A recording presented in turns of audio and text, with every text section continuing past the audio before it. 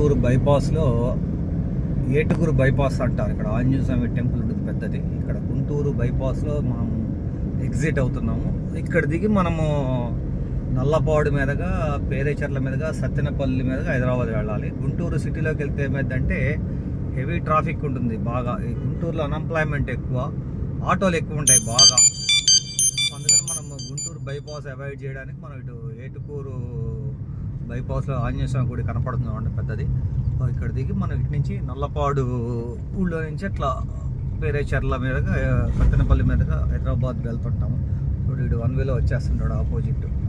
So ఇట్లా వెళ్తాం మనం. అందుకని గుంటూరు సిటీలోకి వెళ్తే ట్రాఫిక్ ఎక్కువ. తర్వాత వర్షం పడింది అనుకోండి బాగా, ఈ గుంటూరులో బ్రిడ్జి వర్కులు జరుగుతుంటాయి బాగా, ట్రాఫిక్ జామ్ అయిపోయింది. డ్రైనేజ్ వాటర్ అంతా రోడ్డు మీదకి వచ్చేసింది. మరి గుంటూరు జనాలు ఎట్లా ఉంటున్నారో తెలియదు, కానీ గుంటూరులో వర్షం పడితే చాలు, చిన్న అరగంట వర్షం పడితే డ్రైనేజ్ వాటర్ అంతా రోడ్ల మీదకి వచ్చేసింది. తోడు ఆటోలు ఎక్కువ ఉంటాయి. మా గురుగారు ఒక ఆయన చెప్తుంటారు, ఆటోలు వెనక అమ్మాయిలు వెనక పరిగెత్తమాకు నాన్న, ఈ రెండు చాలా డేంజరు. ఆటోలు అమ్మాయిలు ఈ రెండు చాలా డేంజర్. ఎప్పుడు జర్కిస్తాయో తెలియదు, ఎప్పుడు యూటర్న్ ఇస్తాయో తెలియదు. అందుకని ఆటోలు వెనక అమ్మాయిలు వెనక పరిగెత్తమాక అని చెప్తుంటారు. ఇదిగోండి మీకు ఆంజనేయ స్వామి పెద్దది, ఏటుకూరు ఆంజనేయ స్వామి పెద్దది. సో చాలా పెద్దది.